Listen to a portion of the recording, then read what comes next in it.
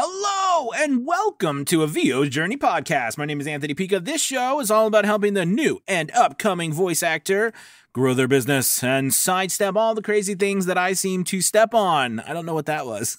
But anyways, welcome to the show. We've got an incredible one today. I had the extreme pleasure to interview David Ciccarelli, the CEO from voices.com. And it is an amazing interview with some incredible information. He dives into voices, and I've asked him some questions about pretty much everything under the sun to hopefully help you guys. I think you're going to love this episode, so I'll stop yapping and we'll get into it. Let's do it. This is VO's Journey.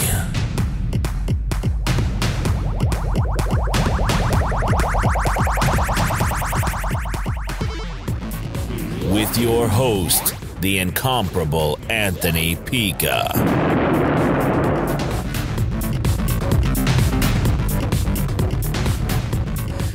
All right, welcome.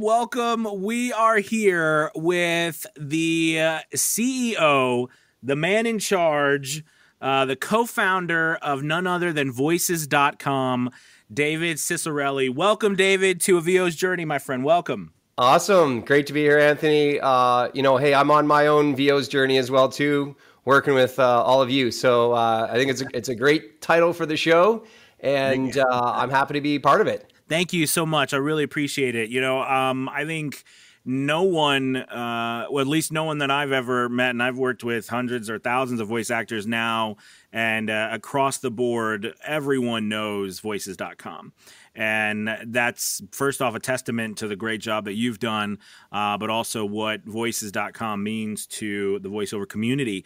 And I hope that today we're going to get to know you, get to know voices.com, and also really dive into your thoughts about how voice actors can really, really get work on that platform. I mean, in the end, that's what we're all trying to do here is get each other work. So let's go ahead and I know a little bit about you. I wrote an article a while ago on voices.com, and, it was really neat to do research. And one thing I loved about voices.com is that there was a lot of transparency, a lot of great ways to find information. And so, but with that being said, I'd love to start off with you kind of, introducing yourself, tell us the story of voices.com, because I'd love to hear it. Yeah, sure. No, it's the origin story is always a great one. I'm an audio engineer by trade. I mean, I grew up, tinkering with shortwave radios, and my dad had the first mobile phone anyone had used, these big Nokia bricks, and computers early in the family. So always had a tendency to kind of tinker and play. That of course led me to pursuing a career, or education, I should say, in audio engineering. So that's my formal education. Graduated from a kind of a technically oriented school, and opened up a small recording studio of my own. And it's here in London, Canada, which for those who might know, it's, kind of smack between Toronto and Detroit. And that's actually where I met, it was this, went to school here and then opened up the studio. Some people might have heard the story before, but I actually got my name in the local newspaper on my birthday. Oh, wow. Which is a great birthday, unknown birthday gift. And what actually ended up happening is kind of interesting. My Stephanie, who's, as you said, the other half, the co-founder. Yes. She's a classically trained singer. She would sing and perform. She went to university has a music degree, and at the time she was looking to do some extra gigs. And her mom saw this actual same newspaper article, clipped it out for her, and said, "Hey, you should get your singing repertoire done." Basically, a singing demo. And my deal was I'd print you a couple copies, and you'd have a CD that you could burn. So I'm a little bit dating myself here, those who remember those days of CDs. That is so cool, though. That is really neat. That it's so interesting. We just had Don and Donnie Barnes on the show, and Don Barnes, his wife, he got into it from his wife being a voice actor as well, and him doing the engineering for her stuff. So I mean, I think that's really cool. Awesome. Yeah. So I mean, it's kind of funny. Because of that same newspaper call, not only did I meet Stephanie, and of course we got married and have kids, and continue to work well and share and do life together. But at the time, because we ended up starting work together. There was other local small businesses that read the same article, and they contacted me and said, "Hey, do you have we need to do some phone system recordings. Another firm wanted to do some local radio commercials. Do you know a female voice talent that can do these?" So my proposal to Stephanie was, I'll be the engineer, you be the voice talent, and we'll split the money 50-50. So that's kind of how it all began. That's awesome. It was a marriage proposal in disguise, I guess. No, I love that. That is awesome, and I love that story. I mean, it's amazing how we come in our spouses, and really neat, man. And so as you got into, I guess, marketing and you two getting together, voices.com, how did this whole thing spring out of this? Well, we started, almost like marketing ourselves as a small business. Yeah. Stephanie is the one talent. I put up this terrible website. At the time, it was called Interactive Voices. Huh. And it listed Stephanie as one voice talent. It wasn't long before other freelance voice actors would find this site through Google searches and maybe like a Yahoo directory at the time. Mm-hmm. And they would basically ask us a similar question. Hey, I see you have one female voice. Do you need a male voice? Do you need somebody who speaks French or Spanish? Does character voices? Does long form narration for documentaries? And we always just said, yeah, sure. And we got a few dozen people listed there just with links to their own websites. Right. And that's when we realized, wow, we're kind of getting traffic of talent looking for new innovative ways to market themselves. And simultaneously, clients would find the site and say, how do I get in touch with this fellow? And that was, what I call our aha moment, right? Of like, we should get out of the studio business. We're actually better positioned and just more interested in, kind of facilitating these connections. Mm-hmm. And so that was, the first pivot, if you will, of, as from going from running the studio and to actually running a platform that helps other people find work.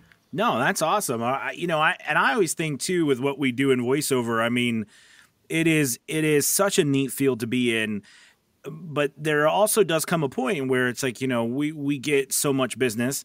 Where do we go? What else can we do as business owners too? And I think what always attracts me to businesses like yours is, that we're voice actors, we're engineers, but at the same time, we're business owners. Mm-hmm. And we're aware that, by finding ways to help more people, all right, it can help grow business bigger. So I think mm-hmm. that's pretty cool. It's a great mindset, actually. I think not enough talent entering in view it as you're an entrepreneur. Mm-hmm. You're a sole proprietor. You're running this, and you view it as a business. The whole thing changes from an aspiration or a hobby I do on the side to, okay, my time's worth something. Right. My intellectual property I'm creating is valuable. Other people, there's a value chain, and a creative producer's hiring you. They're generating an income. You're generating income. It's all got to work out. And that kind of permeates not just the finance and the mechanics and how you market, but even just how you kind of run your day. The logistics of, and I'm sure we'll get into it. Like, what's my daily workflow? Yes. How many auditions am I doing? Do I do them one at a time, or do I batch process them? These kind of things. When you take this almost like systematic view, because it's a business, mm-hmm. I think that does unlock just new capacity for talent that are always, striving to take it to that next level. Oh, absolutely. And with that, let's go ahead and segue into, you had sent me an email in the beginning of the year, which I thought was really awesome of you. You just did it out of kindness, just giving me information about what was going on. And I thought it was really exciting to see what was happening with voices. And so like, how do you see voices.com and it playing a role in today's voiceover market? You know what I mean? How does that play out for you? Well, I'm glad that you, kind of position is that there's a whole market, right? And we are one of many platforms that I know you're successful on, so many talent are. And that's really been I think our message is that Voices is a marketplace, one of many where where we really can help you find opportunity. It really requires both of us. Yes. That we can send you opportunity, but you also, I'm kind of speaking to the collective community of talent, need to have a great sounding studio, have a great demo, be able to reply to the auditions in a timely manner. So we view our role as one of a provider of opportunities. Another one I would say would be, of one, hopefully that we can be creating community, whether that's through something recently like the Voicey Awards, where we try to highlight the most successful talent on the platform, really just driven by the numbers of all the activity that's there. And we ship out great glass awards. Hopefully we can do it in person one year. And then just, a giver of information is probably another one. I mean, goodness, we have over 1,000 blog articles, hundreds of podcasts, video, audio podcasts. Absolutely. Yeah, there's tons of material. That was available. One of the things that attracted me to you guys as well, because, I love voiceover, but I'm an educator at heart. I mean, it's just what I've done. And, having you guys put so much effort into teaching and everything like that, it really is, it means a lot to me. So I think I've said that to you, and I said that publicly, that I really like that about what voices.com does and is doing. So I think that's pretty neat. We try to hire audio engineers where we can. We try to hire people either, not necessarily, not talent, but people who are like, have an understanding of the creative background. It might be writers or journalists, or maybe previously on air talent as well. So I think that goes a long way. I mean, VO is there's a lot of specifics in the industry, but which can be taught. But I think having a general awareness of, you've hired a talent before, you understand the creative process. I really do think that comes through in the communication that collectively becomes kind of the part of the essence of the brand, that hopefully we are perceived as knowledgeable people. And I mean, absolutely. Goodness, there's some of the team has been here for 8 years, which is awesome. Wow. Awesome. Lots of people on kind of 5-year anniversaries. So pretty dialed in to the industry as well. No, that is awesome. I like how you brought up too about the industry as a whole. I think it's easy for a lot of us to narrow in on one place and overlook the fact that, this is, for us as voice actors, and the next question I was going to ask you is kind of going into this about, I think every voice actor, just instinctively wants to find one place where they can go and just get work, focus, make enough money to have a great living, and, call it a day. You know what I mean? And, and that is really like the 1% of the 1% on these platforms. So, what do you see Voices in that sense?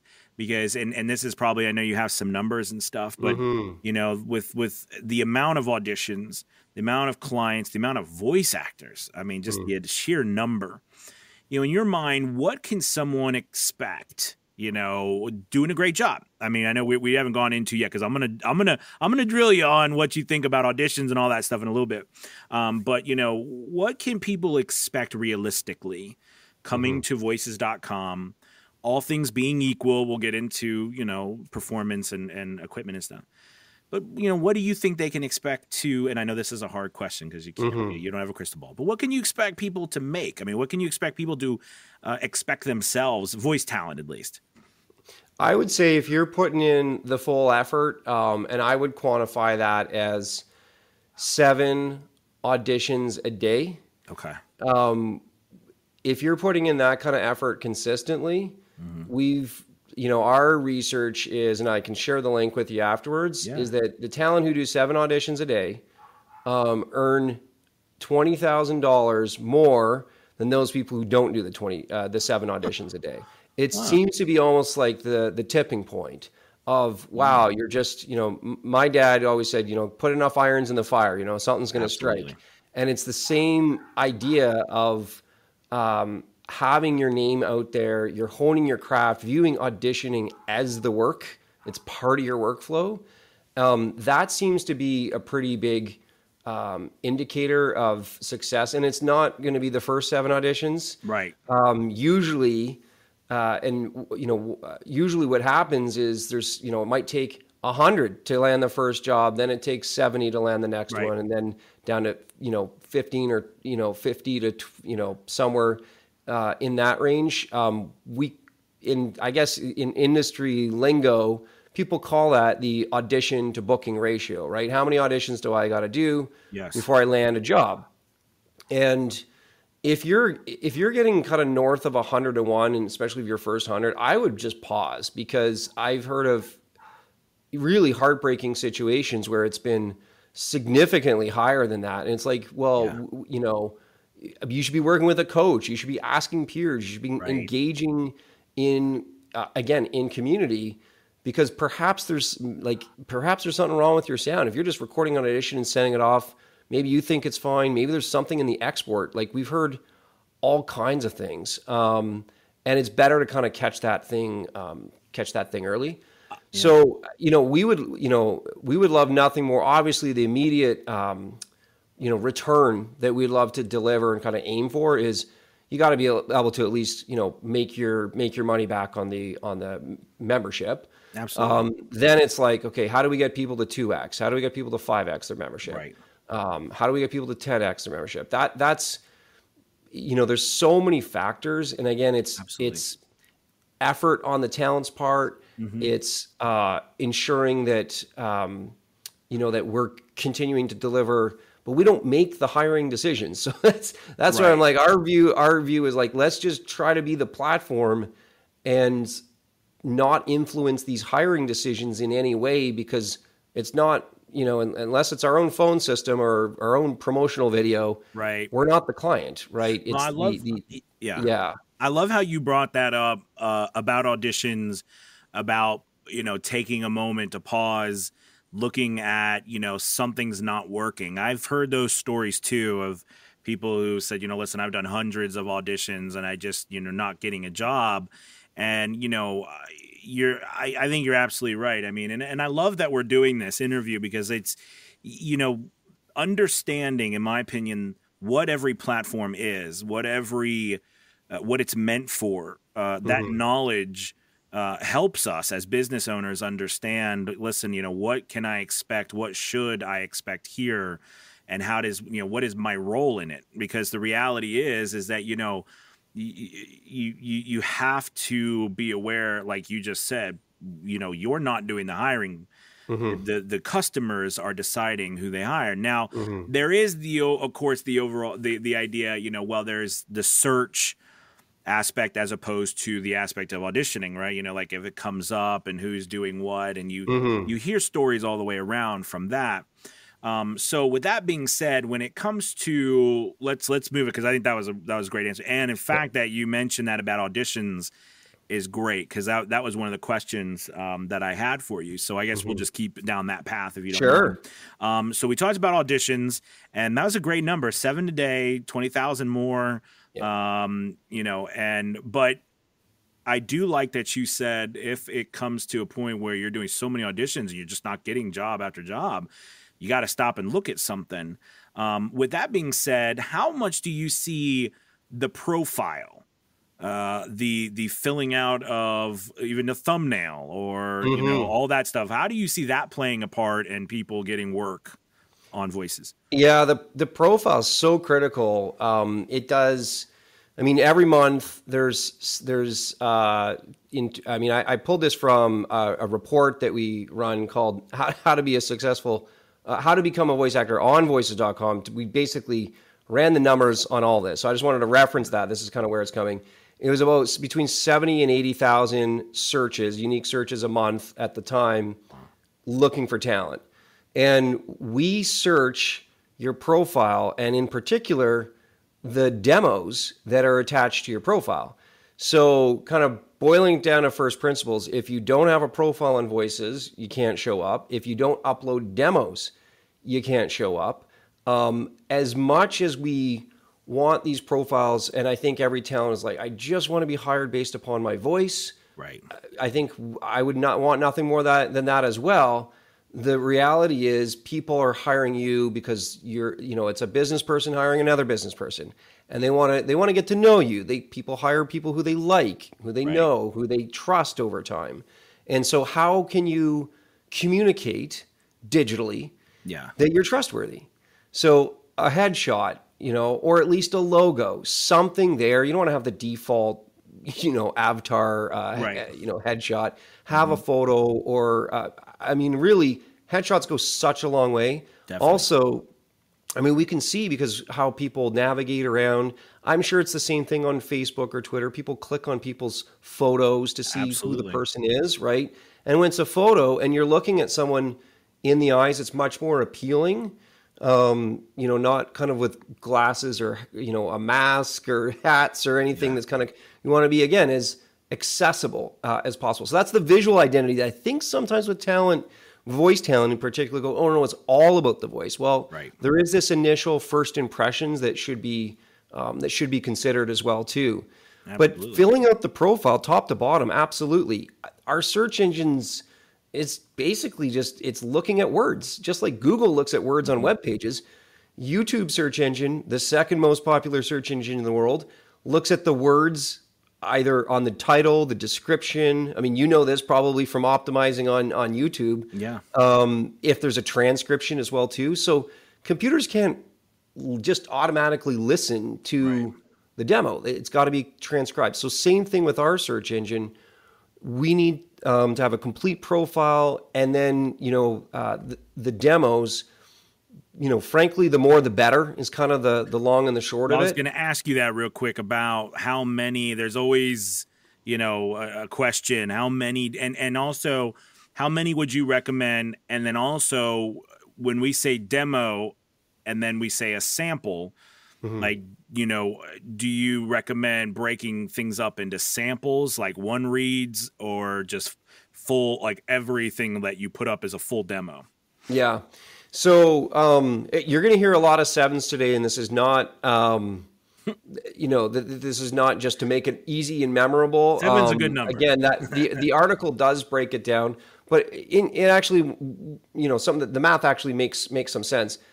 We found, there's a couple tiers of memberships. Usually if you're a guest member, the average number is like, it's less than one because a ton of people don't even bother to upload a demo. Right. But getting at least one on there is a good start. But I view these as like, you're just like planting flags, claiming territory in the search results, the more demos that you have. Most premium members have somewhere between 7 and 10, which is roughly speaking one for every one of the major categories of VO that's available on Voices right now. So a demo is, I would go like 60 seconds for a demo. It might be a radio commercial demo. You might even have separately like a radio promo demo. Right. You're going to have an internet, and even some of these can start to get a little nuanced as well. Like it says education, but you can have that as a corporate training and e-learning demo. And you refer to like samples or like little segments within the demo. Usually kind of 5 or 6 segments of like bam, bam, bam, bam, bam. It's just kind of knocking through. I like to give the analogy of think of it like a highlight reel, right? It's just the best bits, and they're stitched together in such a way that the human ear and the listening ear from a casting director or producer is intrigued enough that they continue listening. If you play the whole 30-second spot, they're like, you have an opportunity to mix it up, to give some variety within that genre, right? Within that category. So that's I'm just going to glance down at a note here. Yeah. The demos, this is actually pretty fascinating. So when it comes to adding demos, again, more is more. Right. Voice actors had 7 demos or more in experienced, and get this, 290% increase in their hire rate. Wow. 312% increase in their earnings, and a 300% increase in being favorited by listeners. So that's almost like you get added to a bookmark or a favorite list. Somebody might not hire you on the spot, but they can, remember your demo, put it on a list, just like, an Amazon wish list, if you will. And it's like, I want to come back to this person before. So it's a way to, this idea like success begets success, more demos, absolutely, more opportunity to be found. So I think that's pretty compelling, given how much search activity there is. No, that's great. And I wanted to ask you, how should someone view the stats? So I'm a big stats guy. I love stats, you know what I mean? And I know we all have our internal stats, but there, I do like the fact that Voices offers at least some sort of, way to see if, people are liking what you're doing or that kind of thing. So how should a voice actor view the stats? Tell me just kind of like your 2 cents about the stats, for us. Yeah, I mean, so the stats are really meant to drive transparency of the activity that's happening on the platform. Yeah. They're also meant as a learning mechanism, so you can get an indication of where you're finding success. If it might not be a hire, but what are the preceding steps to hire? Mm-hmm. Well, I need to be listened to. I need to be added to favorites list, maybe. Right. But when it comes to an audition, how many auditions are you submitting? What percentage are being listened to? What percentage are being shortlisted as well? So kind of like that final in consideration, and then number of wins. How many did you book? Yeah. So that is the spirit behind it, is just to provide you with a mechanism to gauge your success in, hopefully, the ultimate thing is, to be candid about it, are you generating an income, one that's hopefully growing and long-term sustainable? Yeah. But prior to that, what are these little micro achievements, these wins along the path? That's what it's there for. We think there's a ton of opportunity to improve this aspect of the platform, doing year-over-year comparisons, looking at trend lines. I mean, we had all kinds of awesome ideas and actually a lot of feedback from the community on that. They're like, I want to know where I was at last month, because I just kind of get this snapshot. You can see, I think, this week, this month, kind of an all-time view. Right. But it'd be great to be able to compare and know if I made a change, like what was the change I made that maybe kind of where something started to kick in. So that's I view them as just like, as a business owner ourselves, we have lots of reports and dashboards and analytics that go to drive our decisions. Yeah. That was kind of like, wow, well, we base all of our decisions on data, and it eliminates the opinion of whoever thinks a great idea. It's like, let's just look at the numbers and kind of continue to lean into what the numbers are telling us. Likewise, we're hoping to pass that same type of mindset onto the talent. And you're right, the people who are the business owners are taking a numbers view of how do I improve the numbers over time. Oh, absolutely. And speaking of that, another thing too, and this is just a personal thing I've always wondered, and I think, I don't know how this happened, but I think we talked a little bit about the algorithm and the profile. I just want to get your thought on keyword stuffing. Just this idea of getting in the profile. I mean, I've done it. You see people who get in there and be like, I can deliver this kind of voiceover, and then they've got literally like 200 adjectives or whatever, of just all these different things. And on Google, that can actually hurt you doing that kind of stuff. So what do you recommend, because I'm sure there's a lot of people doing that. Maybe they don't know. Is that a good thing? Is that a bad thing on the platform? I mean, I know it's not good it really probably doesn't help at all the person who's trying to hire you, because that doesn't really help. That's just it. Remember, there's two audiences. Right. And a bit of inside scoop. This is even how we think about our engagement or relationship with Google, how we think about our relationship with YouTube. There's two audiences, and how probably talent, I would encourage you to think about talent's relationship with the Voices platform. The audience is the customers first and foremost. Who are these clients? What are they trying to achieve? Does this, when they look at my profile, first impressions, does it read like a human being wrote the thing for another person, right? Like person to person, does this make sense? The other audience, for better or worse, is the algorithm. Right. And that's what a lot of marketers on social media, digital marketing of all kinds, realize that there's this, you kind of have to play into the algorithm. Now, when it becomes, as you said, kind of keyword stuffing or overly verbose and it's just completely unnecessary, then I don't think it's actually helping in the long run. The unit that we try to look for is like basically in the title of the demos is going to be important, but we're going to truncate it. We're going to trim it off at some point. So, put the best, most meaningful concepts or words at the beginning, have it read, normally. That's kind of, for what it's worth, maybe just another quick tip. Sometimes some of the things that I see in demos that I think immediately go, oh, this looks dated, is if it says the year 2003 or 2017. Right. It's like, it's 2021.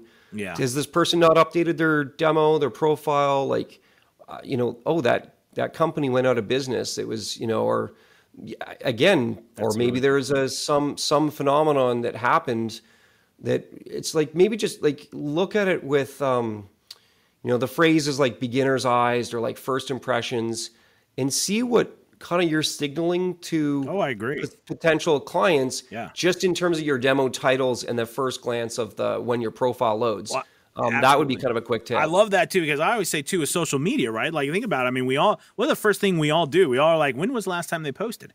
I mean, yes. Like, we look at that, and then if there was 6 months ago, we're like, oh, something must be wrong, or they're not something we need to look at because they've left it alone. I mean, you're absolutely right. Absolutely right. So at this point we've got our demos up, and we've got our profile and everything going. We're doing auditions. I am interested because it is kind of one of those things where, it's nice to ask you, how does, because honestly, it's one of those things where I'm learning of everybody when it comes to like the different tiers.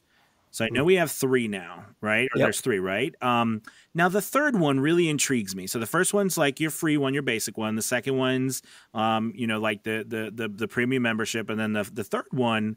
Talk about, just if you would mind a little bit, talk about that membership. It's just intriguing to me. It's interesting, So please go ahead. Sure. So the first one is, we call it the guest membership. It's completely free. Create a profile. You're in what I call the wait and see mode. Mm-hmm. You can upload as many demos as you want, be included in the search result, but you're waiting for a client to discover you. Now, if you speak another language other than English, maybe you have we maybe unlock a new kind of category like voice assistants. A lot of people uploaded these voice assistant demos at the beginning. They were guest members, but they were getting hired because they're fine. You're basically included in the search with the guest membership. But you got to wait for the client to find you. To be proactive and be invited and kind of matched to the jobs, that's where the premium membership comes in. And every month there's somewhere between 5,000 to 6,000 jobs that are posted. Roughly speaking, a third of them are for men, a third of them are for women, and a third of them are kind of both or undefined, if you will. Okay. And so, I mean, that's a lot of opportunity. And so we can't, we found, at the beginning, we were just sending everything to everybody. And 2 things happened. Clients were like, wow, way too many auditions. And talent would go, I'm not even getting heard. I do the audition, I'm not even getting heard. So there's this fine balance between what is the suitable number of invitations to send to talent, and then how many kind of auditions could I even do in a day? So, and how many does the client really want? We didn't want to have some hard thing where like, oh, the first 20 people get in. We just try to, I think that would potentially create frustrated talent who like, I got invited, I even did the audition, and you threw up kind of a, a door that like you firewalled me out of this thing. That seems a little unfair in my opinion. Yeah. So we said, look, we're going to create a system where we invite, we match everybody and then we invite a subset. We're trying to deliver somewhere between, send out somewhere between like a couple hundred invitations, like usually about 500 invitations. And then from there, probably 50 people, to reply to a given job, sometimes upwards of 100, depending if it's a healthy budget and so forth. Right. So that's usually how the math works out. But if you're following me, Anthony, what happens in that, because we're inviting a subset of all of the people who could be potentially matched, all those who don't get invited for ones that they were initially matched for, they get, one group gets invited and the other group gets, I'll just name it like it is, they get skipped.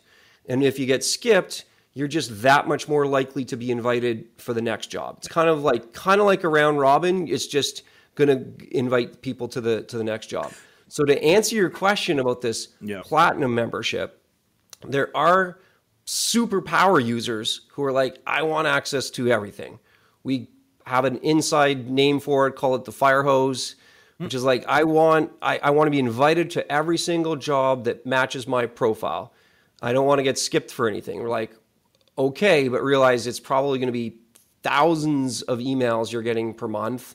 And if you do hundreds and hundreds of auditions, then that's probably a great path for you. Right. If you're just trying to get your muscle memory up to the point where in routine where you're like, I'm just trying to get to the first 7 auditions a day and do that for 30 days, 60 days, 90 days, then the premium membership's kind of the right option for you. But that platinum basically just turns on the fire hose to everything that matches your profile. We're not going to send you stuff that doesn't match your profile. But if it matches your profile, you're definitely going to get that invite. No, thank you so much for that. That's really great information. And I think that's because let's be honest, right? I mean, the amount of people who are on the platform, I mean, there comes a point where there's got to be something, right? Just like we talk about the social media platforms again, right? Just like, it's gotten to the point where, you get to a certain point, they only show like point something % of the people that follow your stuff because it just be so overwhelming. So I'm totally in agreement there. Okay. You can answer this question in broad generality, but I want to ask you because it's always something intriguing to me, and I'm sure you have an idea. So the 1% of the 1% of voice actors, what would you say on your platform is the high earners making a year? Like, what do you? This like thing. I would say north of. I mean, I've heard north of. I think 500,000. There's definitely 250,000. I mean, that's just on voices as well too. There's definitely a lot of people in the 100,000. Wow. But it's a steep curve. It's a distribution curve. Yeah. Like anything else. I mean, just I would imagine the music industry, the publishing industry, right? That's they're super hustlers. That's for sure. They're going at it hard every day, and that's why we felt like on one hand we got to curate so it doesn't overload the client and create this invitation system, and then there's people who are just like, I am so engaged on this platform and I just want, kind of what we talked about at the beginning, the one channel that just sends the vast majority of the work. So no easy answers to kind of please and support as many people as possible. But we found that this really was kind of the best of a number of alternatives that we considered. But hopefully I'm doing the answer justice. You are. No, that was great. Listen, because I think, the reality is, at least for me, is there are people who will always look at things either the glass half full or half empty, right? And there are always people say, wow, look at what's possible, or somebody say, look at what's not possible, right? I mean, like there's always going to be those people. So I just always ask that question because that's exciting to me, right? I mean, that shows you what is possible, and that's very exciting. So without that numbers and that knowledge that you have, what, like, getting onto that platform and being successful when it comes to like equipment or your talent in general, what do you see? I know this is, again, it's a broad question, but if I don't mean for you to like list specific brands, equipment, talent, that kind of stuff. What are you seeing of the people who really succeed on the platform? If you even get that information, I'm sure you get some of it.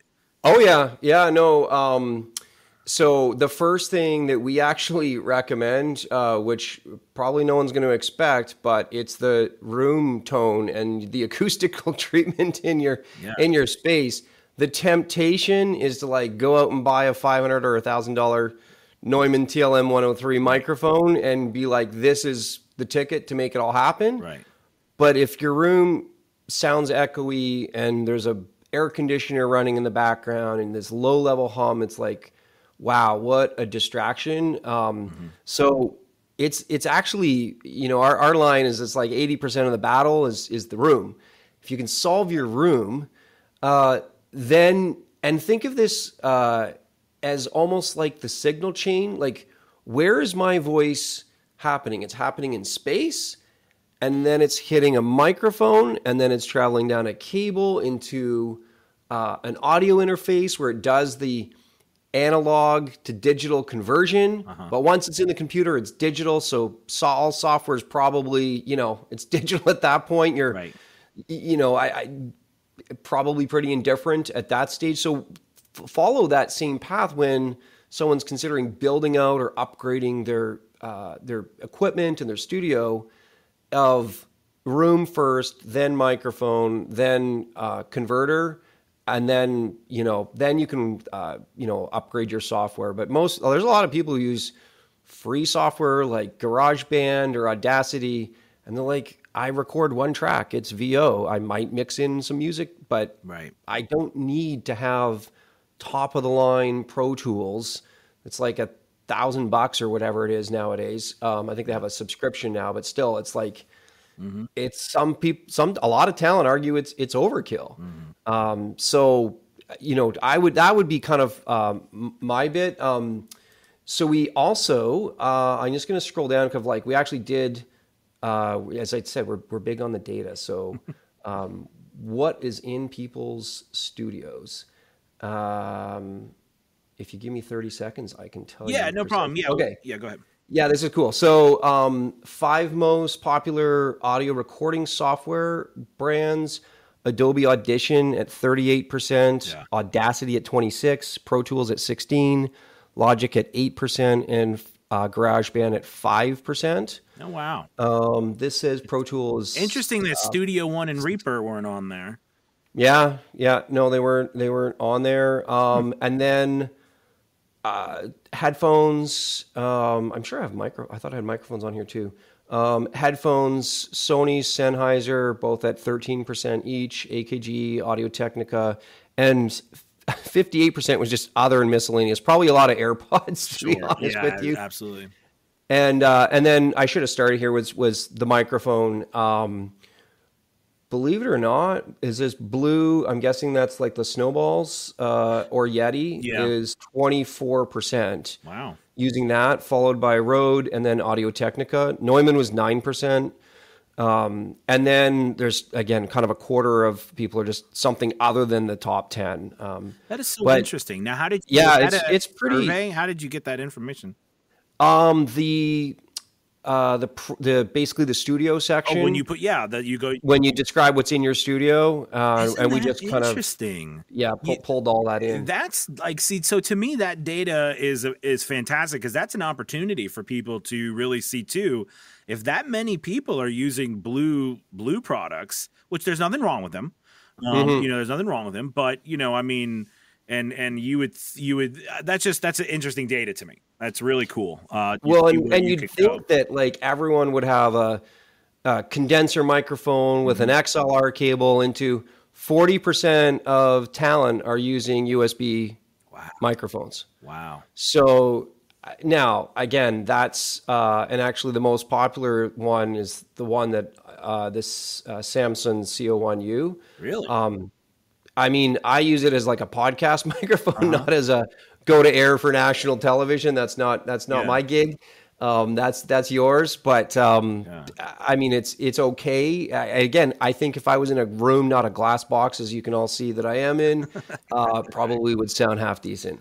Yeah. No, that's really, and I always say technology. I mean, I don't think, it's not right now, but, there may be one day where USB microphones become, a lot better, than other microphones. I mean, if you look at the Townsend microphone, look what that thing does. Yeah. I mean, that has all those microphones that can be built into it. I mean, that's, It's the conversion is just happening instead of as a separate standalone box. The analog to digital conversion just has to happen in the microphone itself. right. So, you gotta as long as that's a good converter. That's why you see these like Apogee, like A to D, like analog to digital converters are so popular because they do that in a really clean, as non-destructive way possible. So, yeah, I mean, at least at minimum, by kind of glancing at some of those stats or re-listening to this portion of the video here, you'll know that you're kind of like in good company. I think it goes to show that you don't necessarily need $10,000 of equipment either, which I think sometimes like can be intimidating. Probably people can have passion, enthusiasm, and want to get into the craft. Yeah. And the tech is probably the most intimidating spot. There's lots of places online you can find work from Absolutely. Upwork and Fiverr and Voices and 123 and so forth. And of course, voices.com. But the opportunities there, maybe the ambitions there. Take the time to watch some YouTube videos on how to edit faster. Yes. I did at the onset of the pandemic. I did 100 calls with voice talent. Oh, wow. Just checking in. How are people doing? How's the family? Everything's good. What are you seeing in business? How, are you still getting great opportunities from voices? And how can we be helpful in this time? One of the things that came up was the intensity around just keep sending as many opportunities as possible. I'm taking this time to work on my workflow. Yeah. I want to just maybe, drill into this. I'd love to hear your workflow, but Absolutely. talent are knocking out auditions in like 5 minutes, 10 minutes. And this one fellow, he was a technical consultant, like a business process consultant, and he like stopwatched the thing and got it down to something like, I think it was like around 2 minutes, just under 2 minutes. Like that's how kind of methodical that you can really be. Mm-hmm. Be creative in the character that you're creating, and bring into life. But all of the clicks and mechanics need to be pretty ironed out. Do you want to maybe? I'm sure you've done it before. I'd love to hear your process. I love, actually, that's a great thing because I had kind of put out a challenge a little while ago for people doing auditions and then, to get a certain amount done and to time themselves. And, the first thing from a performance standpoint is we kind of talked about it a lot, is your space, your equipment. Mm-hmm. The less that you have to fix, right? But when, once you say something, the less that you have to fix, the faster you're going to go. So that's, that's the one thing. So for me, I use an Apollo Twin. So, I have my digital console that records me. I do my pre-recording while I'm talking. Like right now, I'm being EQ'd and compressed while you're listening to this. All right, just automatically. So that takes care of half of my workflow. Then once it's recorded, I press a button that has a few cleanup things because I record on a 416 in my whisper room. And, that's it. I mean, what takes the most time is uploading it and writing a little note, and then you can even make that faster by having a little template if you want to do something there. But yeah, I can get it between 3 to 5 minutes Awesome. per one. But what's happening is, but see that not when I started.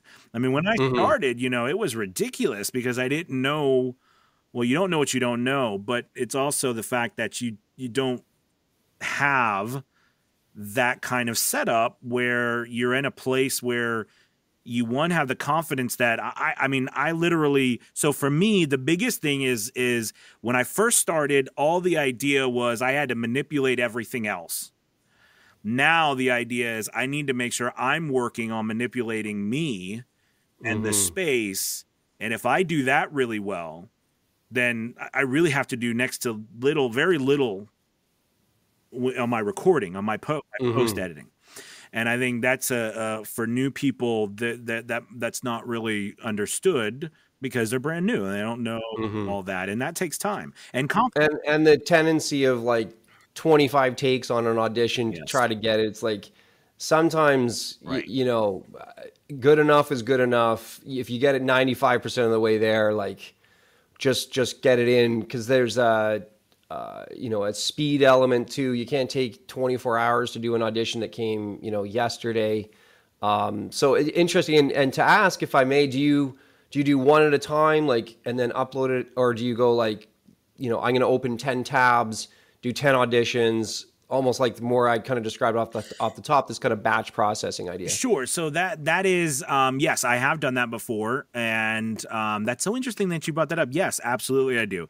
And I have done that in the past. I've also done things, well, when it comes to workflow, is create a document that you can actually put, if you do it right, you can put in links and the scripts and literally go through that document, record, click, submit.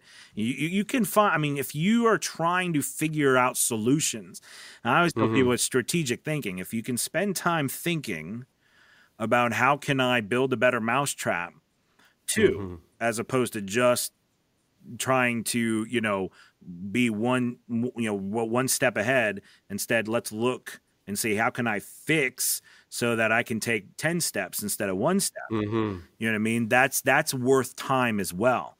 So, so absolutely. The tabs where it's great because then you're moving one to the other. All of those work for. Another thing is your screen size. So a lot of people, like I work with a lot of people who they're on an iPad or they're on a laptop, and there's nothing wrong with those. A lot of people use laptops. But I found that, you know, it's very beneficial when you can have a screen that's big enough that you can have your DAW scripts and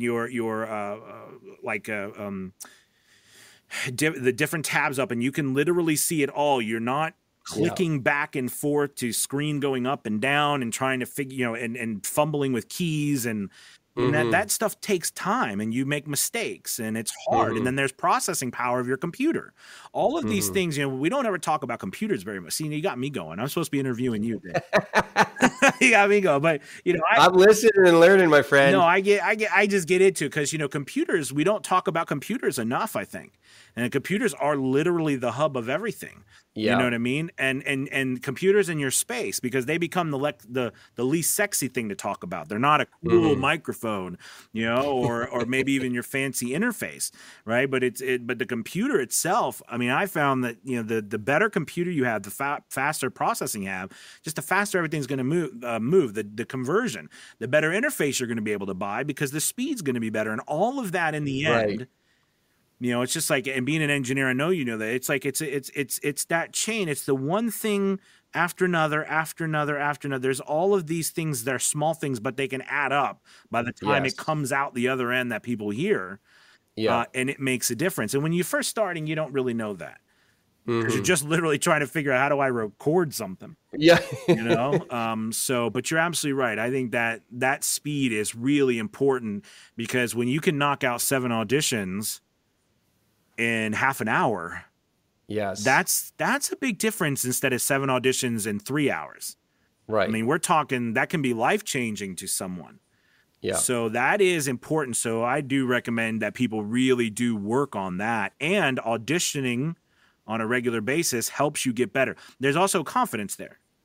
Right? Just having the confidence to be like, okay, I did the read. I'm just gonna do it. I'm gonna make this system, this process, do it, submit it, move on to the next one. You gotta get into that. You can't, and so yeah. Well, I want to get back to you because you got me talking. I am interested. I ask everybody about this because it's a part of what we're doing today, and that's AI. What are you seeing with AI in general, and what's your thoughts on it? I mean, for talent, my view is it's a short-term opportunity, long-term, and I would say like 10 years out, likely an increasing threat. Mm-hmm. Yeah. It's a concern, but the analog or analogy would be, okay, well, for on-camera actors, were they worried about animated characters kind of taking their place? Yeah, that's a good point. Maybe, but I mean, that's a whole genre that does that. I think there's a genre of VO that with a kind of a category of work that is candidly probably best suited to some synthetic voice that's doing this. Probably work no one would really want to do, which is, reading small little changes to, or the content changes so frequently. Yes. So I have this 2x2, matrix in my mind where I'm like, depends on how long is this content? Is it like 5-second sound bites, or is this long 1 minute, 5 minutes, an hour long recording? Yeah. For these 5-second sound bites, and how frequently does that content change? Is it changing all the time? Like, and there's new content being added, like directions, turn-by-turn directions, where there's streets and there's one-way streets, and next thing you know, or construction happening. That kind of GPS type instructions, or airline, train stations. Yeah. The content's changing. You just can't have somebody recording that. So those are the use cases where I think, if I'm understanding correctly, kind of an AI for like a synthetic voice makes sense. Yeah. The short-term opportunity is, fact of the matter, talent are going into studios and recording hours and hours and hours to produce these voices. They don't exist on their own. They have to have samples of humans actually creating these voices.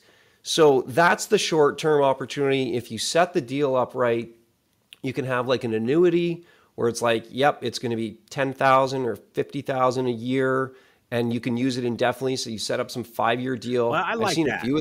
I've seen a few of those, so that it's not I'm this concern of, I'm selling my voice indefinitely. They can use it however. That's the point of the agreement. You set the parameters like, no, it's for this particular vehicle or this particular airport, or, you set the parameter up, and it's an annual thing. So you got to come back. Maybe it's a little bit less next year, or in every subsequent year, because a lot of the work's up front. But it kind of we use the word mindset a lot in the show today. You can have the mindset of abundance and opportunity, or the mindset, this is a threat. It's going to be, I'm fearful of it. So everyone, your prerogative, how you view it. But I always try to go, how can we make this work and be part of a solution, be part of a mega trend that is happening, and maybe try to shape it. For clarity, Anthony, we are not creating synthetic voices. We run a platform that brings together the client and the talent. Right. If the client is creating a synthetic voice, that's up to them.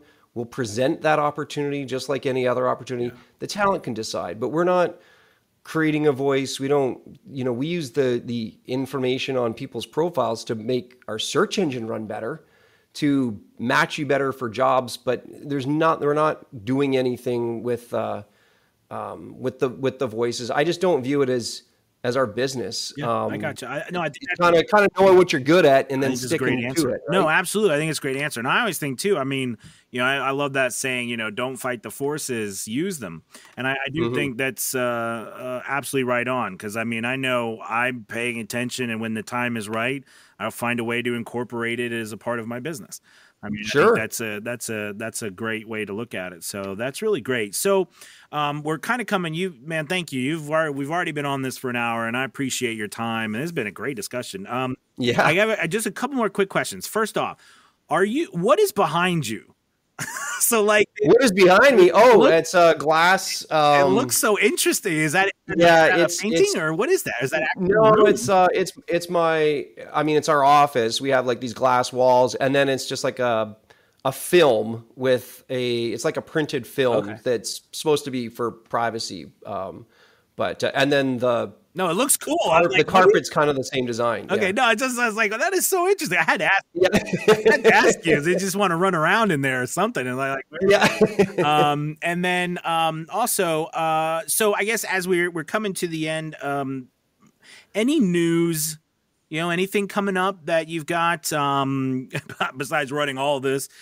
Any news coming up that would be cool to hear from you right now? Yeah, I'd love to. I mean, we got 3 things I think are really cool. Awesome. One is, I mean, we've just, kind of refreshed our brand, going from voices.com to, dropping the .com, at least kind of like, I know people, myself included, communicate just verbally that way because it's been like that for forever. But, just being voices, I think it modernizes, updated the visual look, have this cool sound logo that we tag at the end of our videos. Awesome. So I think visual identity, refresh, that's one.